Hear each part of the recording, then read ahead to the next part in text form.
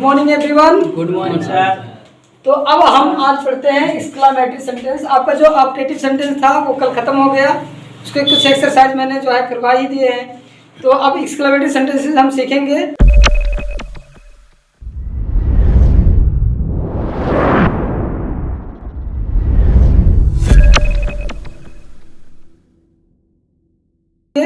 Exclamatory sentences वो sentences होते हैं जिनमें जो है हृदय की अचानक से जो भाव उत्पन्न होते हैं, खुशी के और दुख के, आश्चर्य के जो भाव उत्पन्न होते हैं उसी को एक्सक्लामेटरी सेंटेंसेस कहते हैं। कुछ जो है इंटरजेक्शन मैंने लिख दिया है, जैसे कि अलास, आ और ओ जैसे वर्ड जो है दुख में यूज किए जाते हैं, ये इंटरजेक्शन वर्ड है, ठीक है। और ये वर्ड जो होते हैं हमारे हृदय से, हमारी जुबान से जो है अचानक से निकलते हैं, तो इसीलिए इसको हम एक्सक्लामेटरी वर्ड भी कहते हैं।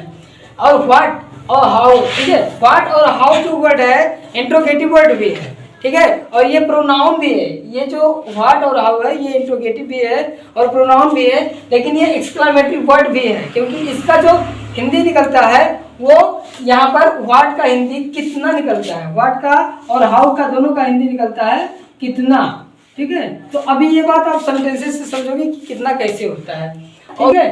हुर्रा जो वर्ड है ये जो है बहुत अधिक खुशी में यूज किया जाता है। जब हम बहुत ज्यादा खुश हो जाते हैं तब ऐसे वर्ड्स को हुर्रा और व्हाट और हाउ भी नॉर्मल खुशी में यूज किया जाता है। अब देखेंगे कि व्हाट और हाउ यहाँ भी लिखा है, ये आश्चर्य में भी यूज होता है और खुशी में भी यूज होता है। कैसे यूज होता है उसका एग्जाम्पल द्वारा हम आपको समझाएंगे, ठीक है।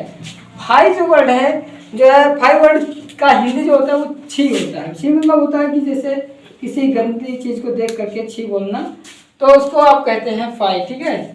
और वेल्डन, वेल्डन जो है वेल्डन मतलब शाबाशी होता है, किसी को शाबाशी देना, और इसको जो है आप ब्रेव भी कह सकते हैं, ब्रेव भी कह सकते हैं। मतलब ब्रेव मतलब बहादुरी से किए गए काम के लिए जो है आप जो है शाबाशी देने के लिए ब्रेव या वेल्डन की वेल्डन वर्ड का यूज करते हैं। बात समझ में आ गया। तो इसका पहला रूल ये है, ठीक है। इससे तो आप लोगों को एक्सक्लामेटरी सेंटेंस पहला नंबर समझ में आ गया कि एक्सक्लामेटरी सेंटेंस किसे कहते हैं। मतलब हमारी जुबान से अचानक जो बात निकलती है, चीखना, चिल्लाना, जोर से बोलना, दुख में कराहना, ये सब बातें जो होती हैं वो एक्सक्लामेटरी सेंटेंस में आती है। और इसको डायरेक्ट से इनडायरेक्ट बनाने के लिए रूल्स लिखते हैं। रूल आपका पहला ये है कि रिपोर्टिंग वर्ब है ना, आपका कोई भी सेंटेंस शुरू करते हो तो पहला आपका रूल यही मिलता है कि रिपोर्टिंग वर्ब सेड या सेड टू को किस में ले जाएं। तो आप जैसे एक्सक्लामेटरी में आएंगे तो सेड या सेड टू को किस में बदलेंगे ये जानना है हमको।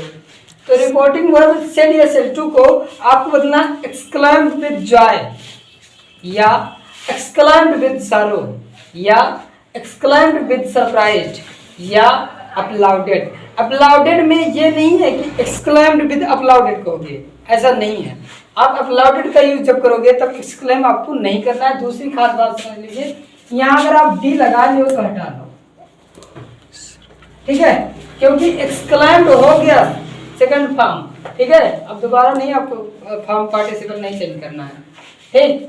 तो आपको बोलना है सेड या सेड टू को एक्सक्लाइम्ड विद जॉय या सारो या सरप्राइज में बदल देना है या अपलाउडेड में बदलना है। इतना बात समझ में आ गया। yes. रूल दूसरा यह है कि कोटेशन मार्क को हटा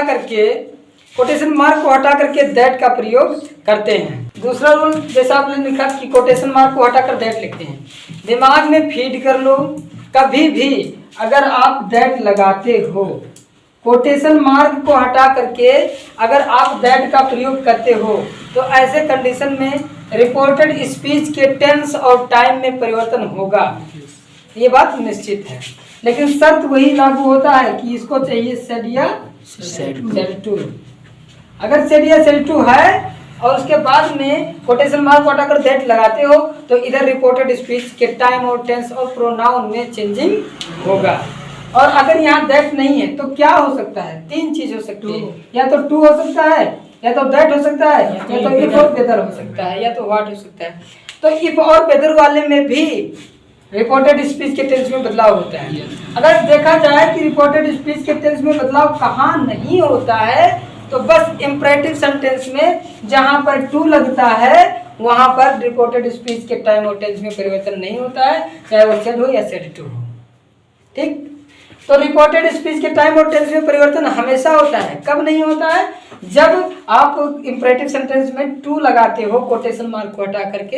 ऐसे कंडीशन में आप सेड या सेड टू हो, चाहे सेज हो, चाहे कुछ भी हो, ऐसे कंडीशन में रिपोर्टेड स्पीच के टाइम और टेंस में परिवर्तन नहीं होता है। लेकिन प्रोनाउन का जो परिवर्तन है वो हमेशा और हर जगह होता है। ठीक है, समझ में है?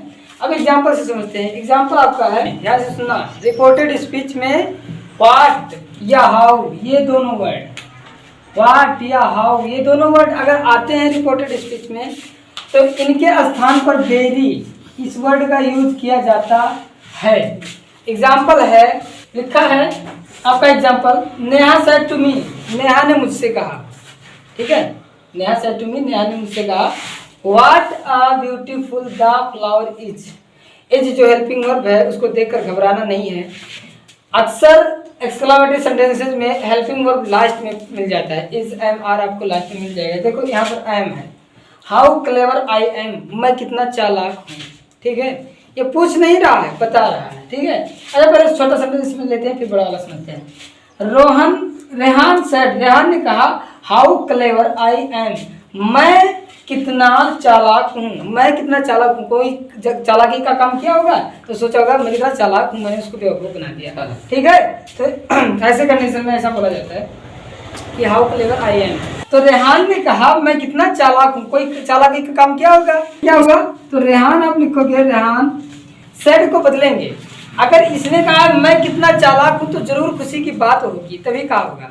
मैं कितना चालाक हूँ पूछ नहीं रहा है अपने आप से, ये अपने आप को जता रहा है, बता रहा है। ठीक है, तो कह रहा है कि मैं कितना चालाक हूँ, तो यहाँ आप लिख दीजिए कि एक्सक्लेम। हमने कहा है कि आप लिखेंगे एक्सक्लेम विद जॉय, या एक्सक्लेम विद सारो, या एक्सक्लेम विद सरप्राइज। तो एक्सक्लेम सब में आप देखो भाव कहाँ मिलता है। ठीक है, अब मान लो नेहा ने मुझसे कहा कि फूल कितना सुंदर है। मान लेते हैं फूल उसने देखा और कहने लगी कि फूल कितना सुंदर है। बताओ क्या है? आश्चर्य लिख दो, सरप्राइज लिख दो, यहाँ जहाँ जॉय लिखे वहीं सरप्राइज लिख दो।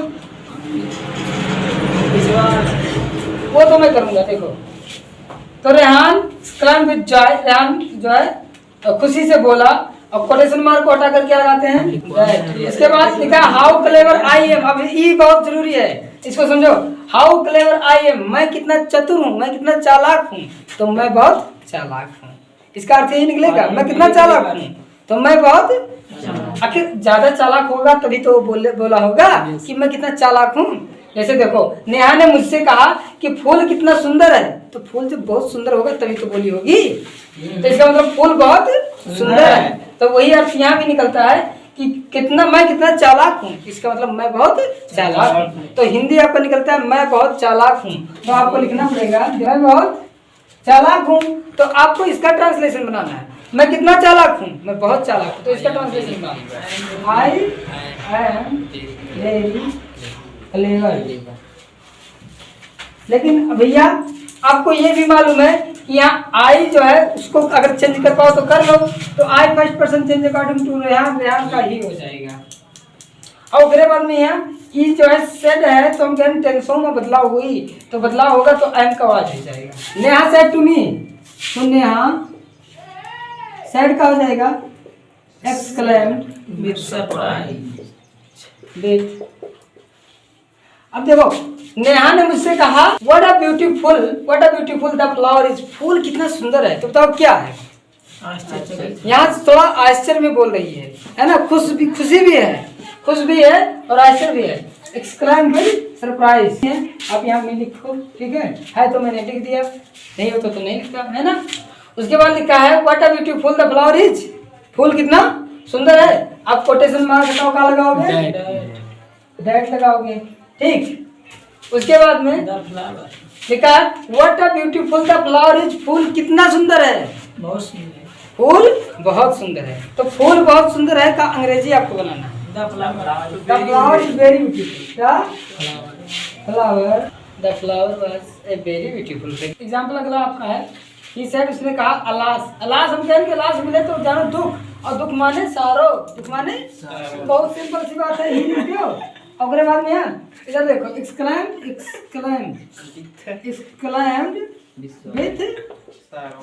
सारो। ठीक है। अलास मिला, अलास मतलब दुख होता है और दुख के लिए आप सॉरो का यूज करेंगे।